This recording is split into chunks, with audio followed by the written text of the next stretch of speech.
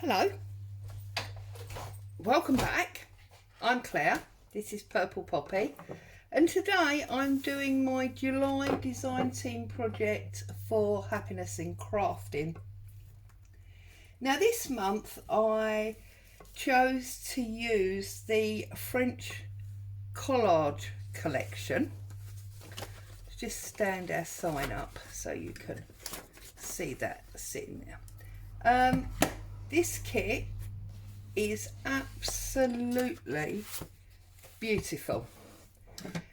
As always with G's kits, it comes in two parts. You've got your main pages and then you've got your embellishment part. So these main pages are all French inspired, okay? So we've got this French script from a book. You can see the fold lines in the middle. You've got some more of that book but with some added receipts, and this is a wine list. Again, beautiful old receipts and wine advertising. The French are, after all, known for their wine amongst other things. Then this one here, you've got the wine signage and you've got some receipts, but then you've got the addition of these beautiful pink tone flowers.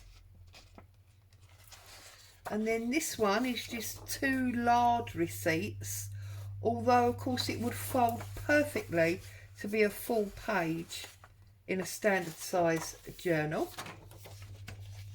This one similarly, it's got a perfect fold line there with the old papers and the flowers.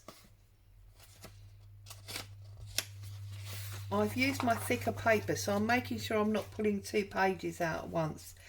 Again, these lovely old papers, but we've got yellow, almost primrose type flowers in this one. This one is in blue. I'm not quite sure what these flowers are, but some lovely music paper there and a postage stamp or two. And then this one is beautiful because it's almost the chateau. We've got chandelier there, and these are a rose type flower in a brighter red than the pink. And again we go back to the blue. I'm sure these are forget-me-nots or something like that. I'm not sure about these ones. They look almost like hyacinths, but beautiful papers as always. And then in the embellishment set, we've got the full pages that have been sized down to this postcard type size. There's the extra two there, and then we've got the heart shapes and the labels and a little strip there, make a perfect little pocket or something. And then here you've got mini tags and even smaller tags and some circles, large and small pockets. And then we've got the larger tags and the tiny tags. Whoops. And then we've got the more angular tags, whereas these ones are much more rounded. And we've got more standard pockets rather than the triangle pockets, tiny ones, and then these lovely labels. And then on the last page we've got these two envelopes. So that was the kit that I chose to work with for July. But while I was looking through the ever-growing array of kits that G has got, I did also realise that she's got a box and topper kit, and obviously I've put a link for this kit and the box and topper kit that I'm talking about in the description below the video, so it's very easy for you to pop along and buy either. But I did remember that back in the Friday freebies, G presented this lovely black and white box. Do you remember this? So this is the actual freebie, and it was printed at 100%, and it creates this beautiful little box, which I think at the time G put a mini journal in. And I thought, yeah, that's lovely, but I want to do a stack of boxes. So what I did was I then printed the freebie at 150%, and it gave me this giant one, which then created this much bigger box. Okay, so that gave me my large box. That was my medium box, which is the standard freebie. And then I shrunk it down to 150, to only 50%, which you can see is much, much smaller. And I thought I would make this one with you today to get my third box. And then once I've got my third box, I'm going to do a little bit of decorating with some of the pieces from the kits. Okay, so the first thing I did was I made sure that I printed onto a thin card so it was stronger than paper. I then placed the printed template on top and I simply cut around it. Now I found the easiest way to do it was to cut, as it were, one half and then the other half. And also, once you've decided the place where you're holding it, try not to change that place until you've cut at least one full line. It helps stop the paper from moving. So, and then back on that angle and then round again. You see, I'm only changing where I'm holding it once I've finished the full line cut. Now, doing it this way, there is a fair amount of paper wastage. I could obviously have cut the template out of the black and white print and then placed it on to my printed page. Oh, morning Bo, I do apologise. And that would have allowed me to save more of my printed paper. So I was a little bit wasteful there, but hey ho, you know, it's just what I did and the way I did the very first one, so it just made sense to carry on. Now obviously you can buy the box and topper kit and this will all be laid out for you and you won't need to make these adjustments that I'm making, although obviously if you do want to create a stack, it would make sense to do a percentage increase on your print. I'm sure that many of you, if not all of you, and then obviously we've got our piece there, know exactly how to do that. And if you don't, there are many YouTube videos that show you how to increase and decrease the size of your kit pieces. Okay, however, please make sure that you have checked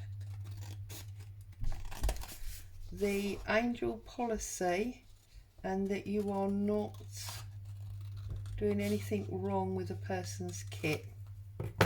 Okay, lots of digital kit designers, they spend a lot of time, I know because I've done it, designing their kits. That's hours of work that, you know, they don't want anybody changing or, you know, getting unnecessary credit for.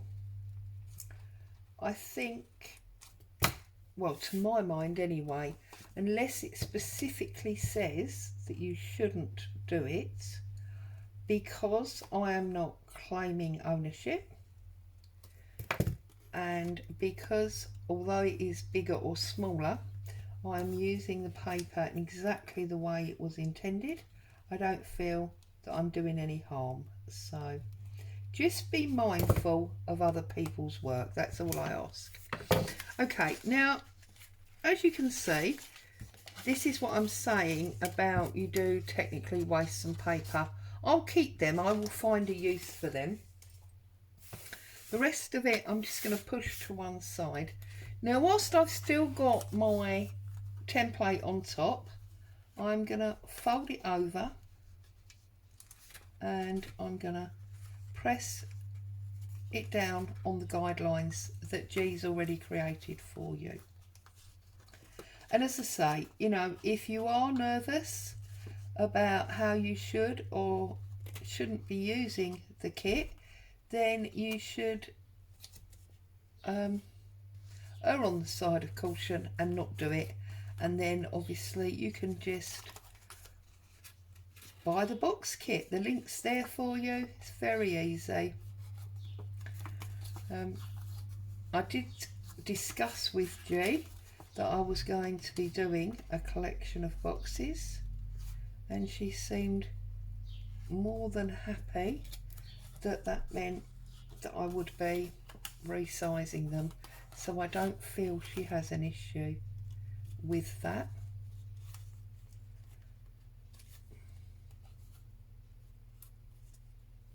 Okay, so I've now thumb pressed all of those guidelines, so I'm just going to open it out and I'm going to take my template off the top and then just give it a much stronger press.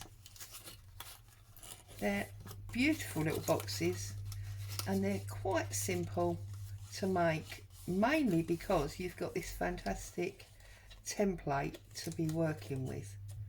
Okay, so I'm now going to use some of my tacky glue and I'm literally going to glue that tab and then I'm going to bring it in and stick it to that side.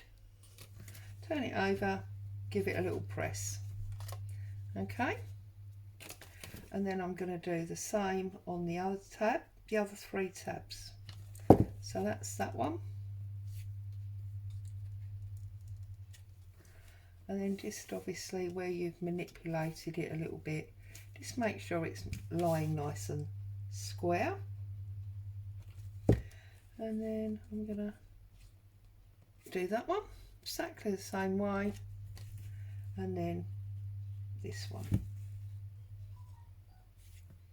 like so. Oh, that one's, I didn't hold for quite long enough. And then as I say, just give it a little press down, manipulate it back into place like so. And then I'm going to do exactly the same with the base. You can see that G's designed these so that the top is shorter than the base. It's a cover lid rather than a full, you know, another full sort of box. Sometimes you buy these boxes, don't you, with things in, and the lid is as long as the base. I don't think either way really matters.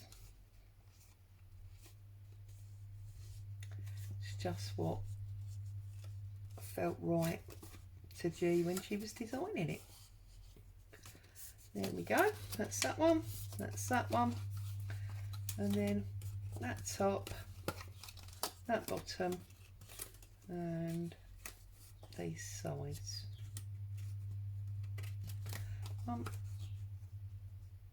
See, doesn't take long at all, as you can see. And then I'm just gonna try and have some, well, not try, I'm going to have some fun decorating them up. I'm going to ink some edges and use some of the embellishment pages, put some things on. I might even add some lace or what have you. Just decorate them up, have a nice little stack of boxes on my desk that I can use to keep things in.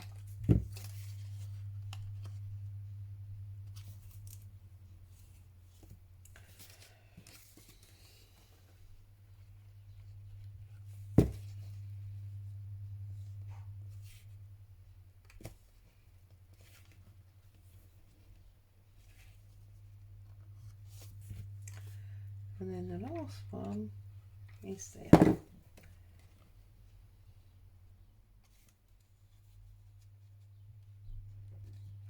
Just hold it in place for a minute while it sticks. And then there is our box lid.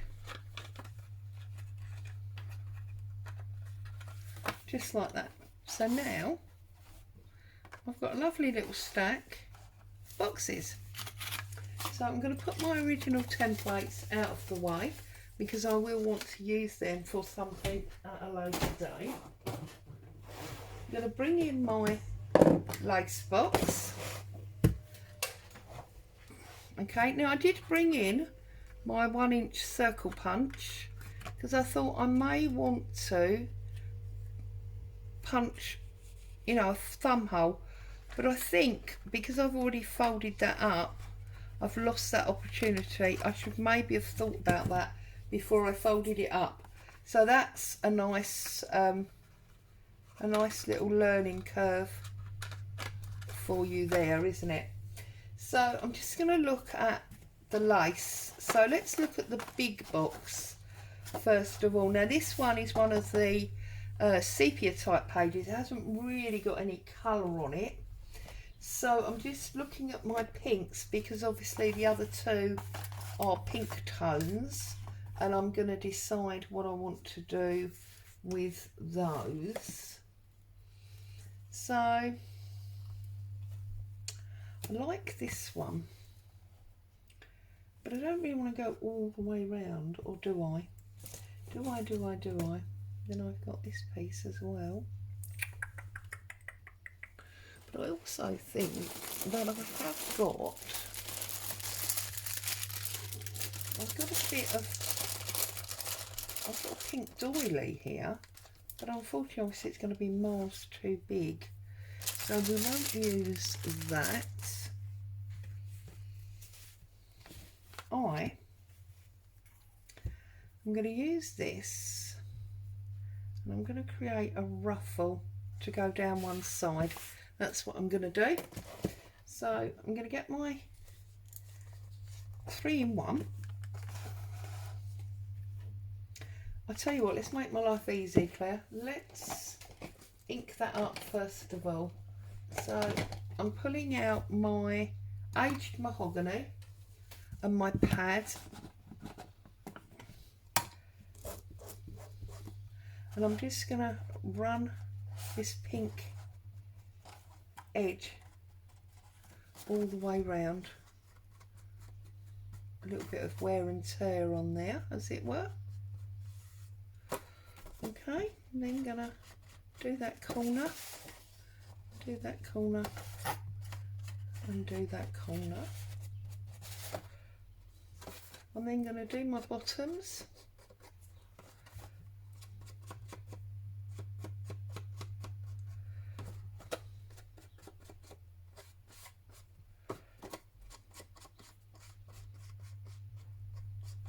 There we go.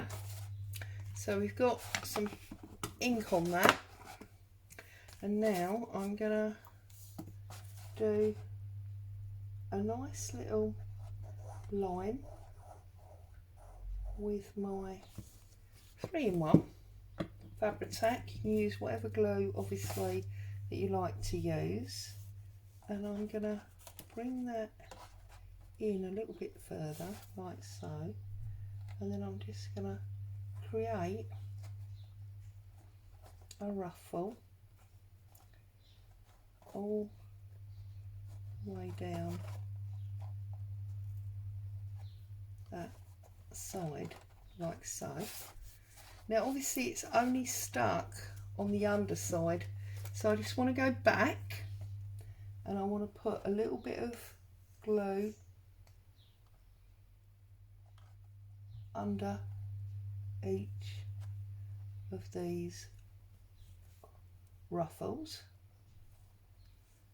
and then a little one under there. There we go. And then if I open up my bling jar,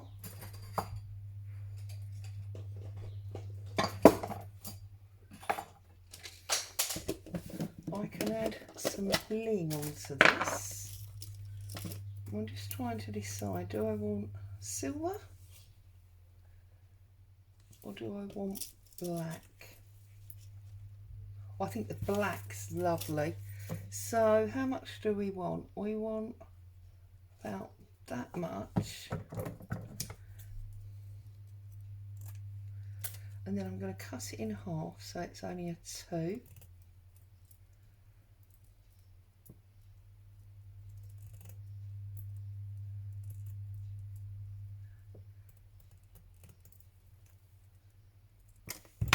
Like so. And then I'm just going to run some 3-in-1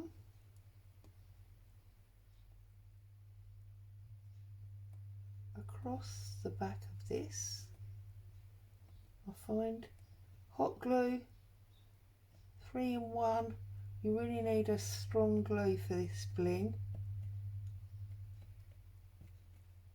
Okay, get rid of that piece, we don't want that anymore. And then turn it over,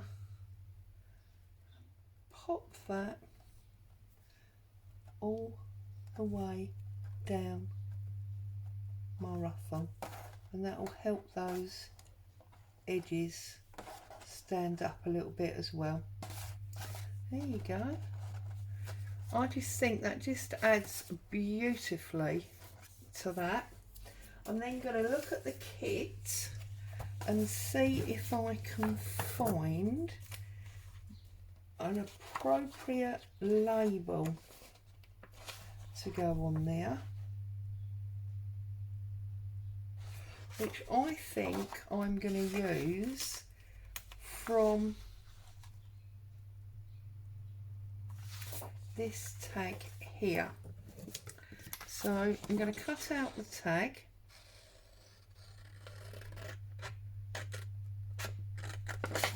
like so.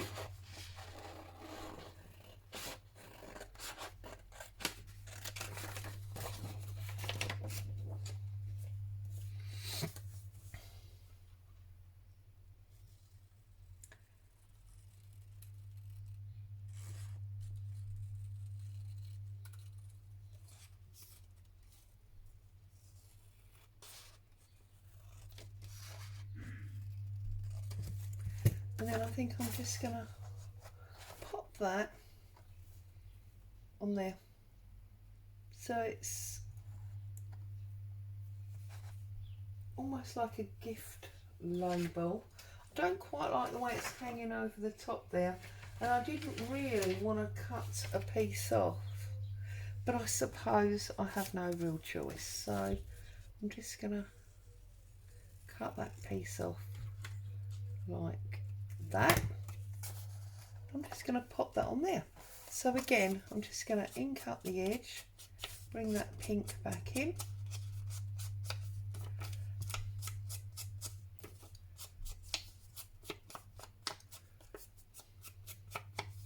like so. Go back to my wet glue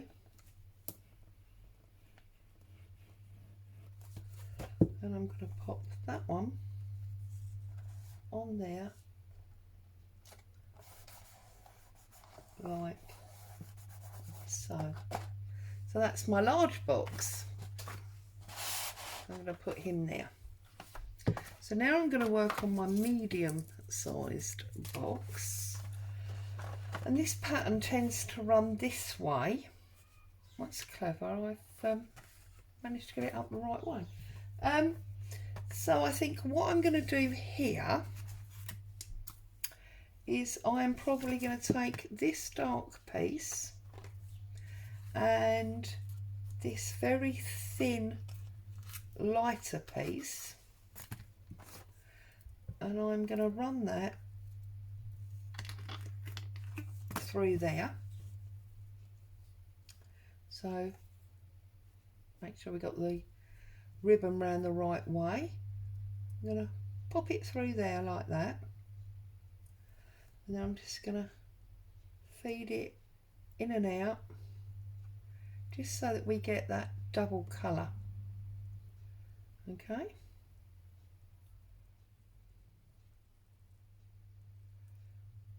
Make sure there's no twists or turns in it.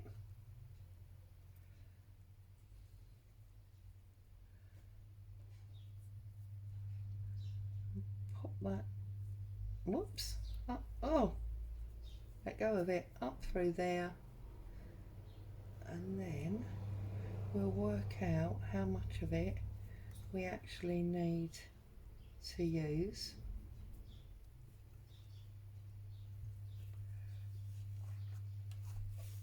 Yeah, that's what I thought. So I'm going to cut it across there, and then I'm going to cut that like that. And again, I'm going to put a line of, hang on, let me just work this out. I want them to sit that way. So yes, it does go there. I'm going to put a line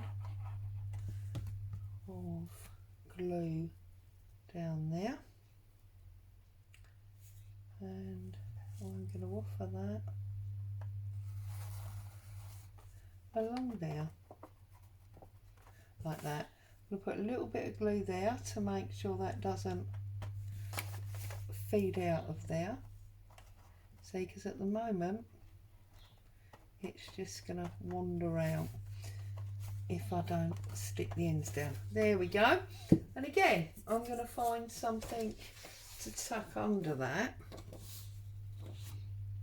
I'm going to take this little one here because that matches the paper.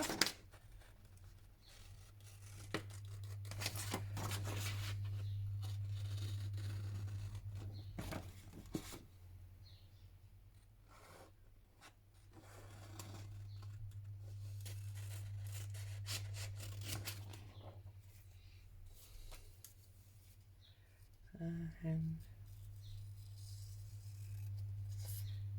pull that round, and again obviously a little bit of pink around my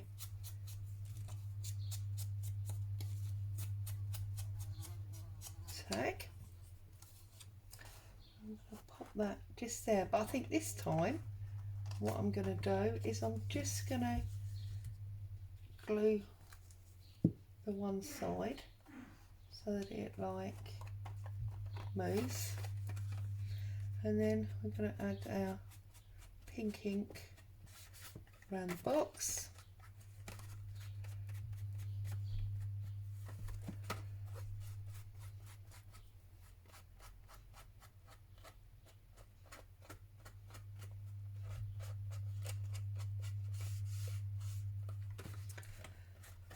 Now obviously this lid is smaller than the lid on the big box, so I am going to take the lid off and do that bottom side as well.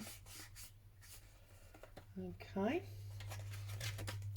and you'll see obviously that's that little bit of corner that was under the lid that didn't get inked.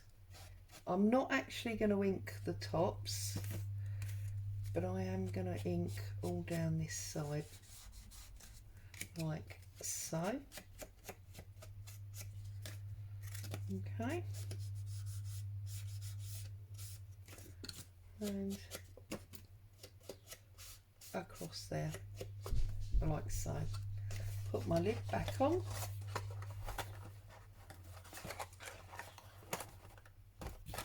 and that one now will sit up like that. And then we have this smaller one. I need a little bit more ink for this one, so let's just have a little dab in there. And I think what I'm going to do on this one is I'm going to try and create a little flower. So let's first of all ink him up. I think he's too small to have a tag and a flower, so I'm just going to create a bit of a flower to go on this one, which I'll show you in a second. Okay, let's just do that bottom edge like so, and then the tops of those corners, and I've got then my little box that's going to sit that way. So there's my trio of boxes, but I'm going to grab a needle and I'm going to quickly, there's a needle, there's a variegated pink thread like so, and I'm just going to thread this up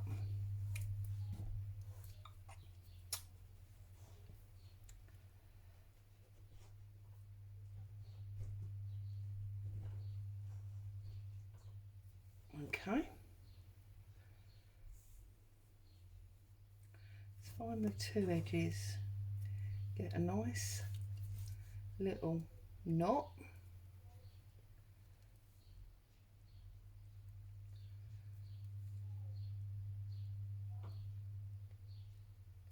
okay.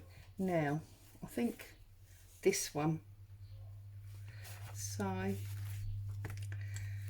how much do I want? Probably about that much, I think. So 1, 2, 3, 4, 5, 6, 7 of the scallops is what I've done.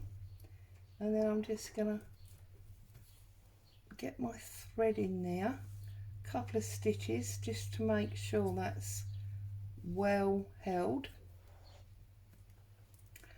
Okay, and then I'm just going to do a running stitch all the way along that top frill.